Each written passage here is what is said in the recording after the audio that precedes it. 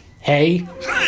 Probably not him saying hey, but that could be Billy signaling to Stu. And as I've said before, Stu is the one who is proficient with the hunting and the disemboweling. So I believe that in very quick time, because there's not really a lot of time before we hear that and the mom walks out the front door, that they've got her up in that rope swing and Stu delivers the finishing blow. So technically, it's kind of a team effort. They both had a hand in it. I think that Casey was already pretty much as good as dead before she got to the tree. In any event, they take off. They're out of there as soon as the mom is out the door. The parents don't even see Billy and Stu. They're just laser focused on Casey in the tree there. And from that point, Billy and Stu are off to their next destination, which is Sidney's house. I want to thank my Patreon supporter, Brian James. If you want to keep up with more of these Scream mapping videos, you can follow this playlist right over here. As I said, I plan on doing a whole series of these chronicling the entire Scream franchise. But until next time, thank you for watching. I've been Zach Cherry, and I'll be right back.